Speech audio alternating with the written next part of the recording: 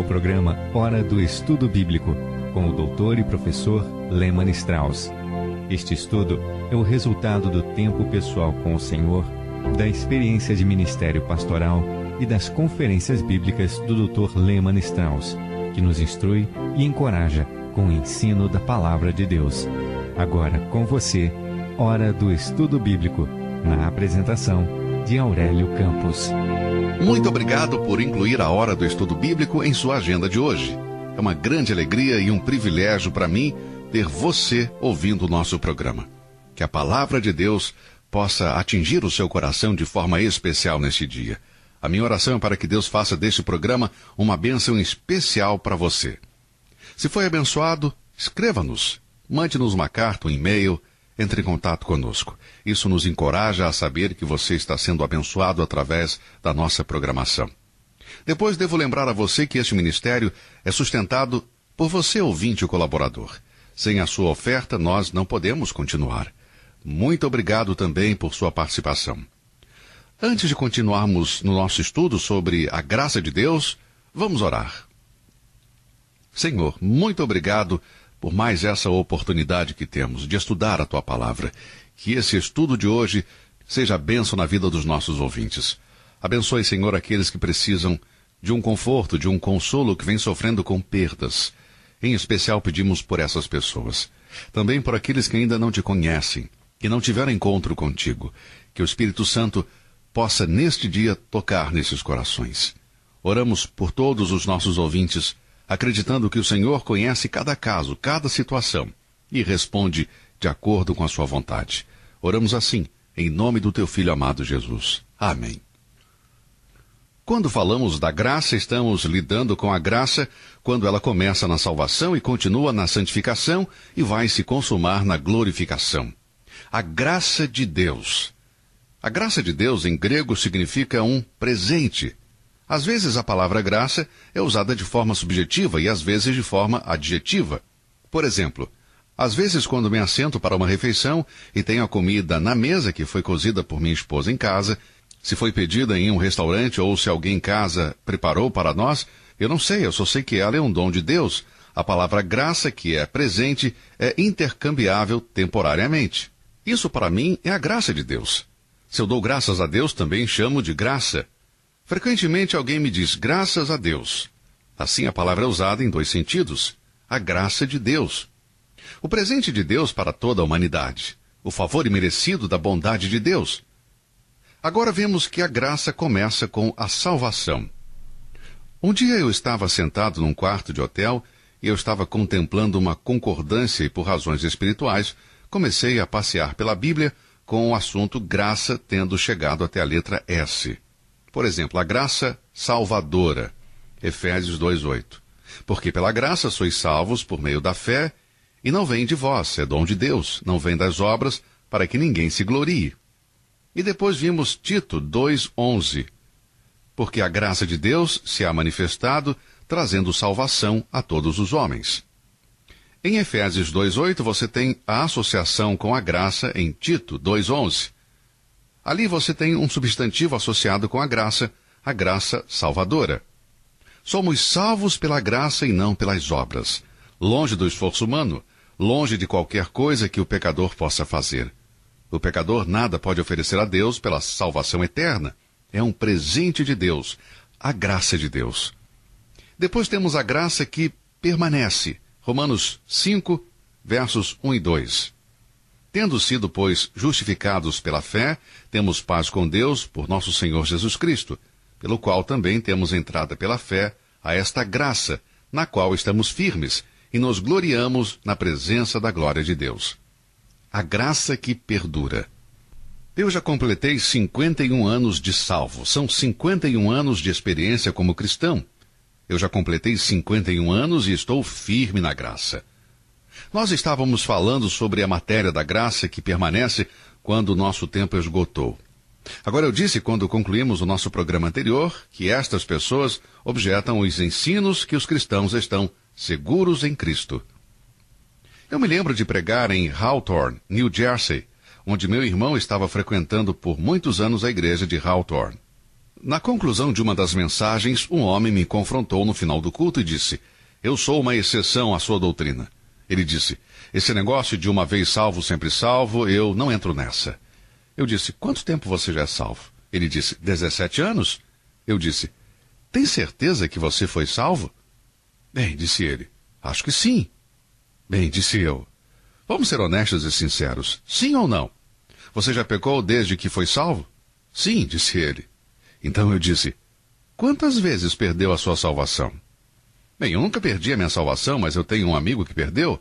Agora, para mim, ficou fácil notar que eu jamais conheci uma pessoa sequer que tenha sido salva que perdeu a sua salvação, mas já encontrei outros salvos, como você, que conheceu outras pessoas salvas que perderam a sua salvação. Que abordagem estranha, não é verdade? Para começar aquela conversa, ele não sabia se seu amigo havia nascido de novo. Aquele amigo pode ter feito uma profissão de fé em Cristo e pode ter dito que era salvo, mas o meu chamado como cristão não faz de mim um cristão. O fato de eu me chamar cristão não faz de mim salvo. Você não pode perder a salvação. Você recebeu a salvação quando nasceu de novo. Você não pode fazer parte da família de Deus caso não nasça de novo. Nossa comunhão com Deus não pode ser quebrada, nem nosso relacionamento com Ele. Se eu pecar contra os meus pais, não vou romper com a família dos meus pais, eu não deixarei de ser filho deles. Sou filho deles desde que nasci. E se eu mudasse o meu nome para Goldberg, ainda assim seria filho da senhora e do senhor Strauss. Eu nasci dentro daquela família, minha comunhão com os meus pais poderia ter se rompido, mas não o meu relacionamento. Quando uma pessoa nasce de novo dentro da família de Deus, esta pessoa não pode deixar de nascer na família de Deus. O Filho de Deus pode pecar e peca. Isto pode até atrapalhar nossa comunhão com Ele, mas jamais vai romper nosso relacionamento. Naquele dia, em 1927, eu disse que a salvação começou em minha vida. Eu era um pecador, sem mérito, digno do inferno, e recebi a graça de Deus. Deus não reteve isso de mim por causa da minha situação. Eu não era digno disto e não merecia. Todo mundo sabia que eu era um pecador inveterado. Meus pais sabiam que eu era um pecador. Meus amigos sabiam também que eu era um pecador. Minha irmã, meus irmãos, todos sabiam. Deus sabia que eu era um pecador, ainda assim. A graça me salvou. Ele me justificou pelo mérito do meu substituto, o Senhor Jesus Cristo, que morreu em meu lugar na cruz do Calvário. Uma vez que eu não podia me salvar, é mais que ridículo alguém pensar que podemos nos salvar a nós mesmos. Eu não posso me salvar. A graça salvadora já provou ser a graça sustentadora. Há pessoas sinceras e zelosas, e algumas delas são até minhas amigas, cujo objeto da salvaguarda está na graça de Gálatas 5, verso 4. O homem que me confrontou em Hawthorne me disse: você crê que os cristãos podem cair da graça? Bem, eu diria, depende do que você quer dizer com cair da graça. Bem, ele disse, quero dizer que você crê que um cristão pode perder a salvação? Eu disse, não, definitivamente não. Eu jamais encontrei um salvo sequer que tenha perdido a sua salvação. Ele disse então que a Bíblia diz que um homem pode cair da graça. Eu disse, onde na Bíblia está isso? Bem, isso eu não sei, mas eu sei que está lá. Eu disse, você sabe se está no Velho ou no Novo Testamento? Não, disse ele, eu não tenho certeza. Então eu disse, vamos buscar e encontrar juntos. Foi em Gálatas capítulo 5. Agora abra a sua Bíblia em Gálatas 5 e leia a parte deste capítulo. Paulo escreve sob inspiração. Estai, pois, firmes na liberdade com que Cristo nos libertou, e não torneis a colocar-vos debaixo do jugo da servidão. Agora, qual é o jugo da escravidão que Paulo fala aqui? Paulo está escrevendo aos cristãos da província aos Gálatas, para as igrejas dos Gálatas. Ele disse, estais, pois, firmes na liberdade com que Cristo nos libertou, e não torneis a colocar-vos debaixo do jugo da servidão. Muitos destes cristãos haviam se convertido do judaísmo e estavam voltando aos costumes legalistas do judaísmo. E os judaizantes atacaram a província dos Gálatas e eles disseram a este cristão, tudo bem em crer em Jesus, mas você não pode deixar de cumprir a lei de Moisés. Tudo bem em confiar em Cristo além da lei. Assim, Paulo disse nos versos 2 e 3, eis que eu, Paulo, vos digo que, se vós deixar de circuncidar, Cristo de nada vos aproveitará. Verso 3, e de novo protesto a todo homem que se deixar circuncidar, que está obrigado a guardar toda a lei. Veja que temos um problema aqui. Os legalistas estavam tentando persuadir os crentes professos da Galácia de que eles tinham que manter-se na lei de Moisés. Por isso, Paulo estava dizendo que Cristo neles não tinha efeito algum. Separados estais de Cristo, vós os que vos justificais pela lei, da graça tendes caído. Agora, Paulo não está falando da salvação aqui, ele está falando de uma deficiência doutrinária. A graça, lado a lado, convivia com o legalismo ou com o guardar da lei. Ele simplesmente está dizendo, olha aqui, se você acha que pode se guardar a salvo, guardando a lei de Moisés, se você acha que pode ser justificado pela lei, você caiu da graça. Ele não está falando da salvação. Ele está falando a cristãos que eram salvos pela graça. Não caia nesta doutrina falsa. Mantenha o ensino bíblico da doutrina da graça. Você é salvo pela graça, menos que isso é nada. Tudo é graça. Ainda que insistirem que você pode cair da graça e aquela pessoa está perdida depois de ter sido salva. Mas tal conclusão apenas mostra que esta passagem está totalmente mal interpretada. Aquelas palavras caíram da graça devem ser interpretadas e entendidas dentro do seu contexto, quando o contexto a ser estudado de fato não trata da sua justificação, mas de seu crescimento espiritual como cristão. O mesmo sentido está ligado a estas palavras de que Cristo tornou-se sem efeito em nós. A palavra grega que quer dizer tornar inefetivo é acompanhada de algum retardo de crescimento. O sujeito aqui são os Gálatas. Eles estavam em Cristo pela graça, mas estavam colocando a si mesmo sob um sistema da lei com o seu próprio mérito. Portanto, impedindo o crescimento na graça e no conhecimento de nosso Senhor Jesus Cristo. Em 2 Pedro 3,18 temos a exortação de Pedro.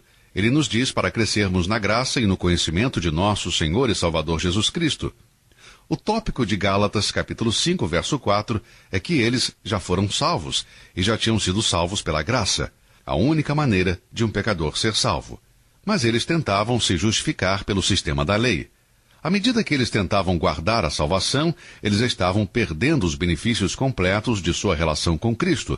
O Senhor Jesus deve ter tudo ou nada na vida de um homem ou de uma mulher. Qualquer lealdade dividida entre Cristo e a lei vai impedir o crescimento do cristão na graça. E todos os cristãos que têm essa lealdade dividida já caíram da graça. Isso não quer dizer que eles tinham perdido sua salvação. Isso simplesmente quer dizer que lutavam sob um sistema legal e não estavam crescendo na graça. Se nós não fôssemos salvos pela graça, estaríamos sempre escorregando para fora da graça. Alguns anos atrás havia uma pessoa que alegava ter sido salva pela graça e pela fé em Jesus Cristo. Agora, se era verdade ou não que aquela pessoa tinha nascido de novo, eu não poderia dizer nem me colocar como juiz. Somente Deus pode determinar isso. Mas, queridos ouvintes, não somos justificados julgando se as pessoas vão para o céu ou para o inferno. Não sabemos quem é salvo ou quem não é. Judas era um joio no meio do trigo, e quando o Senhor disse na última ceia, onde vocês há de trair, aqueles discípulos não sabiam quem era, de quem ele estava falando. Todos eles começaram a dizer, será que sou eu? Pedro disse, sou eu, sou eu. João disse, sou eu. Era Judas, mas eles não sabiam quem era o enganador, quem era o joio no meio do trigo. Eles não podiam dizer. Na parábola de Mateus, do joio e do trigo, temos algo mais aqui. Um semeador saiu a semear a boa semente. Ele semeava o trigo e depois o inimigo veio e semeou o joio. Quando seus servos disseram ao mestre, devemos ir pela fazenda e arrancar o joio? Oh, não, disse ele. Há algo sábio aqui. O joio é muito parecido com o trigo, e você pode arrancar o trigo junto com o joio. Veja que o diabo planta seus filhos dentro, junto com os filhos de Deus. Há muitos cristãos professos hoje que jamais nasceram de novo. Às vezes, caro amigo, eu me pergunto quantos são batizados e membros das igrejas protestantes que jamais nasceram de novo, jamais tiveram uma experiência real e genuína de salvação. Amigo, você pode estar na igreja e fora de Cristo. Você pode ter passado pelas águas do batismo e ainda assim estar fora de Cristo. Você pode cantar no coro da igreja e ainda assim estar fora de Cristo. Você pode ser um oficial da mesa de sua igreja e estar fora de Cristo. Você pode ser ativo na escola dominical, ensinando na escola dominical e ainda assim estar fora de Cristo. O novo nascimento é essencial e vem ao pecador pela graça de Deus. Eu era incapaz de dizer se este homem era salvo ou não. Na hora certa, em nossa conversa, eu tentei dar testemunho de Cristo, testificar de como Cristo me salvou. Este homem me interrompeu e fez a seguinte pergunta: vocês guardam o sábado? E eu respondi: o que você quer dizer exatamente com guardar o dia de sábado? Depois de pensar um pouco, ele disse que se referia ao 4º mandamento. Lembra-te do dia de sábado para o santificar. Imediatamente eu prossegui perguntando por que ele escolheu este mandamento enquanto omitia os outros, mostrando a ele os seguintes versos da palavra de Deus: porque qualquer que guardar toda a lei e tropeçar em um só ponto, tornou-se culpado de todos. Tiago, capítulo 2, verso 10. Porque a lei foi dada por Moisés, a graça e a verdade vieram por Cristo Jesus. João 1,17. Porque o fim da lei é Cristo para a justiça de todo aquele que crê. Romanos 10,4. Vamos admitir, por causa dessa ilustração, que este homem fosse salvo. Eu não sei se era ou não, mas vamos presumir que fosse. Todos nós sabíamos que ele era salvo, e salvo pela graça de Deus, não por nenhum esforço de sua parte. Assim, se ele foi salvo, assim como Gálatas, ele caiu da graça. Colocando-se sob o mérito do sistema legal da lei, ele não podia mais crescer na graça e no conhecimento de nosso Senhor Jesus Cristo. Ele alegava confiar em Cristo, mas agora Cristo já havia se tornado sem efeito algum para ele. Ele caiu no mesmo erro dos Gálatas. Paulo disse: ó insensatos Gálatas, quem vos fascinou para não obedecerdes à verdade, a vós perante os olhos de quem Jesus Cristo foi evidenciado, crucificado entre vós? Só quisera saber isto de vós: recebestes o Espírito pelas obras da lei ou pela pregação da fé? Sois vós tão insensatos que, tendo começado pelo Espírito, acabeis agora pela carne. Gálatas 3, versos 1, 2 e 3. Qualquer forma de heresia do Evangelho da graça de Deus deixará o pecador completamente inseguro. Mas o Evangelho da graça pura traz a vida e liberdade da penalidade e da prática do pecado. Assim lemos em Gálatas 5:1. Estai, pois, firmes na liberdade com que Cristo nos libertou, e não torneis a colocar-vos debaixo do jugo da servidão. Graça salvadora e graça que perdura. Alguns versos interessantes sobre a graça e as palavras que começam com a letra S. Sobre a epístola de Paulo aos Colossenses, no famoso 3,16 da Bíblia, lemos Colossenses 3,16. A palavra de Cristo habite em vós abundantemente, em toda a sabedoria, ensinando-vos e admoestando-vos uns aos outros com salmos, hinos e cânticos espirituais, cantando ao Senhor com graça em vosso coração. Bem, temos a graça salvadora. Efésios 2,8, a graça que perdura. Romanos 5,2, e aqui a graça que canta. Cantar com graça em nossos corações para o Senhor. O que é cantar com graça? Bem, vamos tentar ilustrar isso. Lá na Pensilvânia, em meu primeiro pastorado, onde eu comecei meu ministério, alguns anos atrás, havia uma família de um homem que era alcoólatra. Ele e sua esposa tinham um menino de 10 anos de idade, e a mulher frequentava a igreja com um garoto, mas seu marido, bêbado, jamais chegou nem na porta da igreja. E quando ele ficava bêbado, ficava agressivo, e um homem difícil de se conviver. Um dia, sob a influência do álcool, ele começou a bater até matar seu filho de 10 anos. O dono da funerária local me ligou e disse: eu tenho um compromisso para você e espero que você tenha tempo. Sabe a senhora fulana? Ela frequentava a nossa igreja. Eu disse: sim, conheço. Ele disse: bem, o marido bateu no menino até matar ele. Ele chegou em casa bêbado, bateu no menino e depois foi preso, e ela quer saber se você pode oficiar o funeral. Evidentemente que eu oficiei o funeral. Enterramos o corpo daquele menino, e alguns membros da igreja prepararam um lanche para quem foi ao enterro. Alguns tinham vindo de lugares distantes. No domingo seguinte, ela estava na igreja. Ela estava sentada no meio do templo, não lá no final da igreja. Nós estávamos cantando: que consolação tem meu coração, descansando no poder de Deus, descansando, descansando nos eternos braços do meu Deus. E aquela mulher estava cantando. Sua boca estava aberta e as palavras saíam, mas as lágrimas se derramavam pelo seu rosto. Eu disse a mim mesmo: obrigado, Senhor. Esta é uma ilustração da graça que canta. Eu pensei, eu não precisei de muita graça para alguns de nós no domingo pela manhã. Eu não tinha aquela dor no coração e o coração partido como aquela mulher tinha. Mas ela precisou de muita graça para cantar e Deus providenciou a graça necessária para ela cantar. Veja que ela não perdeu a capacidade de cantar. Ela estava triste, mas ela não perdeu sua música. Sua confiança estava no Senhor. Que consolação tem meu coração, descansando no poder de Deus, descansando nos eternos braços do meu Deus. A graça que canta. Você perdeu a sua canção por causa da mais leve provocação? Você perdeu o seu equilíbrio mental? Você se tornou intratável e difícil quando as coisas saem errado? Você pode dizer, irmão Strauss, como posso conseguir essa graça? É muito simples, amigo. O 4º capítulo de Hebreus, em seu último verso, diz, cheguemos, pois, com confiança ao trono da graça, para que possamos alcançar misericórdia e achar graça, a fim de sermos ajudados em tempo oportuno. Agora já temos a graça salvadora, a graça que perdura e a graça que canta. Temos tempo para mais um texto bíblico em Colossenses 4:6. A vossa palavra seja sempre agradável, temperada com sal, para que saibais como vos convém responder a cada um. Agora temos a graça que fala. Que o nosso falar seja sempre cheio de graça. Graça salvadora, graça que perdura, graça que canta e graça que fala. Diga-me uma coisa, você alguma vez já disse a coisa certa da forma errada? O que você e eu dissermos pode ser verdade, mas como dissemos isso?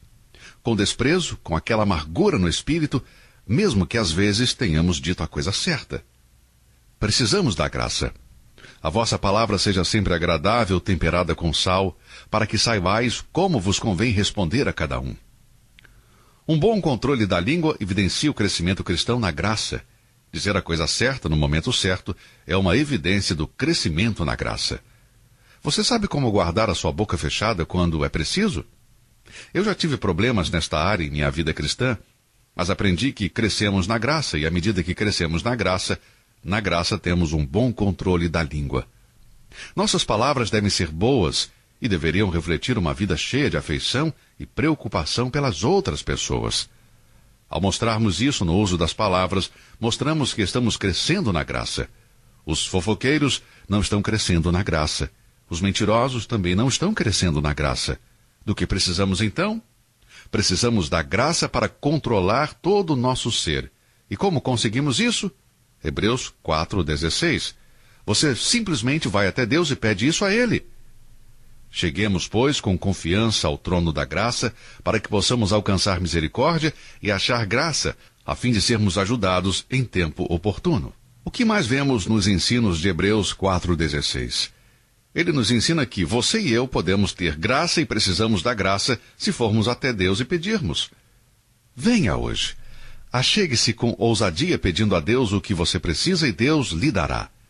Ele disse ao apóstolo Paulo, a minha graça te basta. Sim, meu amigo. Ela é suficiente para você e para mim. Se você ainda não está salvo, confie em Cristo Jesus imediatamente. Há graça salvadora para você. Meu irmão, meu querido irmão e irmã em Cristo, se você está passando por águas profundas, se está enfrentando testes, se está sendo provado, se você está experimentando alguma tribulação, venha ao trono da graça. Abaixe a sua cabeça. Venha a Deus e diga, ó Senhor, eu me lanço sobre o Senhor. Dê-me a graça que preciso. Meu amigo, tenha certeza, Ele dará a você. Venha ousadamente ao trono da graça para que você obtenha misericórdia e encontre graça para ajudá-la em tempo de necessidade. O nosso tempo acabou por hoje. Em nosso próximo programa vamos considerar a paternidade de Deus e eu confio que você vai dizer aos seus amigos sobre esse estudo. Muito obrigado por ouvir o nosso programa. Até o próximo estudo e continue a olhar para cima. Que Deus o abençoe. Você ouviu Hora do Estudo Bíblico com o professor e doutor Lehmann Strauss, na apresentação de Aurélio Campos. Se você deseja ouvir novamente esta mensagem, visite a nossa página na internet www.bbnradio.org. Fica o convite para você nos acompanhar amanhã, neste mesmo horário, aqui na BBN. Hora do Estudo Bíblico é uma produção da BBN.